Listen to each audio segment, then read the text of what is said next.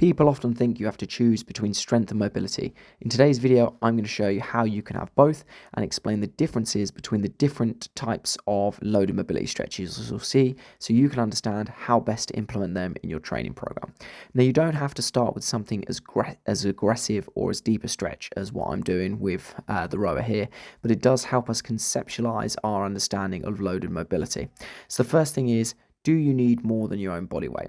If you have something that can raise the height at which you're doing it and therefore increase your range of motion, then probably not. Even starting a simple RDL with a slight toe raise is going to target the calf more.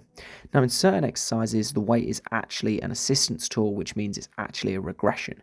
For example, in these seated good mornings, the weight is pulling me into position, and this is actually a lot easier than if I was to simply just use my own body weight. You can also start to access different areas by adding elements of rotation and going single arm to explore which areas of your body feel the tightest. But the main trick people miss is not using that loaded mobility immediately after they've gained it. Now, typically people will relegate stretching to the end portion of the sessions, but this kind of defeats the object. Why are you going to improve range of motion to then go home and lay on the sofa? You want to immediately use it after, and my squats felt great today, having used that mobility that I gained with that rower exercise.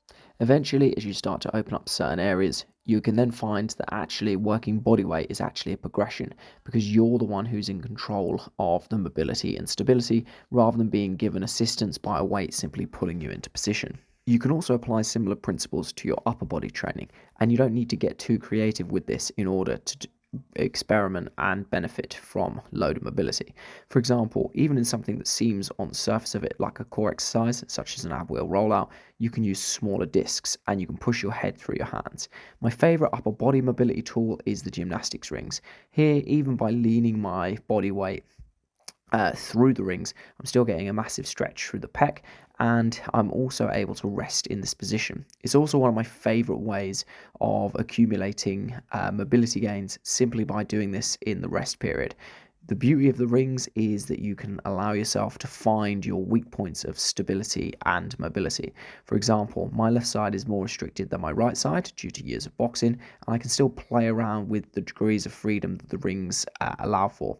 You can also target overhead movements with the hand behind the body relatively easy, and it also allows you to provide assistance for movements like the reverse Nordic. So for example, you can deload your own body weight to a certain degree, and you can work on the strength of pulling yourself up out of the position.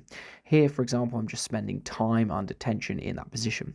Now, here's a favorite of mine for the lateral chain. You're going to get benefits in your side core strength, as well as opening up that groin. It's also important to know that how you perform your strength exercises will also increase your mobility. For example, being strict and taking your RDLs all the way to the floor, rotating as far as you can with cables, and even playing around with different ranges of motion and some form of load is going to be beneficial. So finally, how do you use these movements? So firstly, I would decide what your big movement of the day is, and I'd include one loaded mobility drill that puts you in a similar position. For example, these kettlebell pullovers work well for bench press, or for example, the earlier shoulder mobility ones that I've shown can be used in a warm-up or indeed between your warm-up sets.